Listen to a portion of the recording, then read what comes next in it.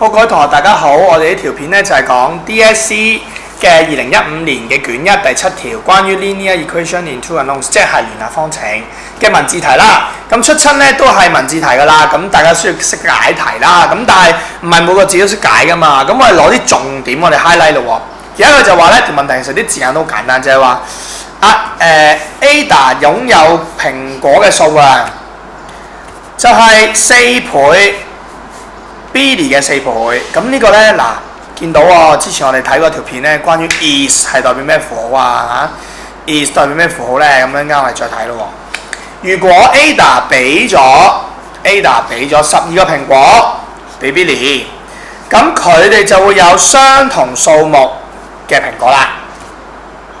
問你佢哋兩個 total number Ada 同 Billy 夾埋有幾多蘋果？好啦，首先即係二話不説啦，我哋通常都係叻咗，我哋揾啲乜就叻乜嘢啦，係咪？咁我哋叻咗先啦嚇，通常都係咁噶啦。咁我就叻咗 x be the number of apples owned by Ada 啦，係咪？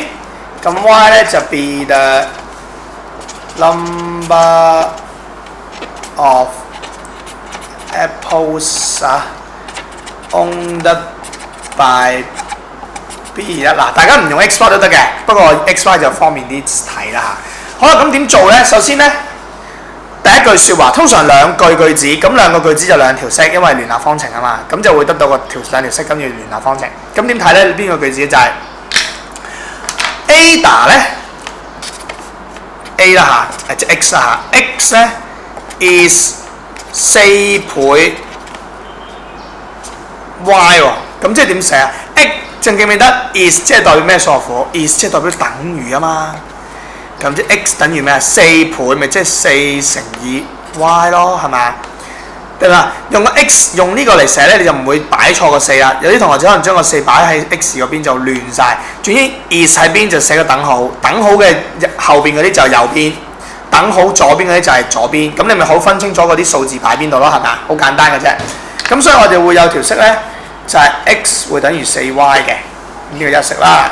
咁意思係咩？第二句咧就話阿 Ada 俾咗啲 apple Billy， 好簡單啫。Ada 俾咗12個啊嘛，咪即係 Ada x 減12啦，係嘛？咪等於 Billy 咯。完結係嘛？嗱，你如果咁樣做咧就錯啦，因為咧 Billy 咧都會收到蘋果噶嘛，係嘛？佢係一樣數值啊嘛，咁樣等於啊，佢會收到蘋果噶嘛，即係 Billy 咧唔係 y 嘅。Billy 會收到幾多個蘋果？我記得收到12個，即係會加12個蘋果嘅，係嘛？嗱，呢條題目難就難喺度啦。我同學仔都漏咗呢個12加12計落去，佢都會計到個答案嘅噃。不過咧，佢唔會啱咯，係嘛？唔會啱咯。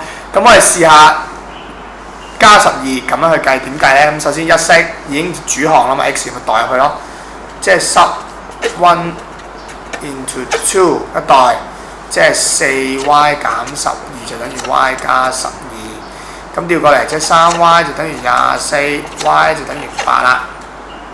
OK， 咁啊濕翻 y 等於8就 into 1，咁所以 x 咧就等於4乘8，x 等於32。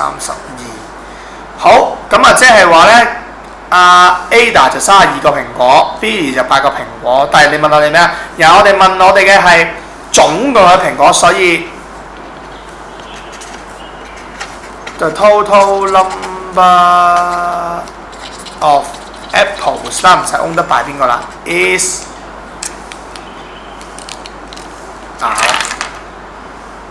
幾多啊？32同8加埋40個啦。OK， 就係咁啫。嗱，不過咧，我係想喺呢度咧提一提。咁我哋點樣驗算自己啱唔啱咧？好簡單啫，咪將呢啲數字代翻落去咯，係嘛？咁呢個4乘8得出，咁啊一定代得啱㗎啦。上面咯，32減12咪20咯，係嘛？20咁跟住8加12咪20咪相等咯，係嘛？嗱，我想提一點，如果你唔記得寫12會有啲咩後果咧？我哋睇睇咯。如果你唔寫加12，即係你會寫咗 x 等於4y 同埋 x 減12等於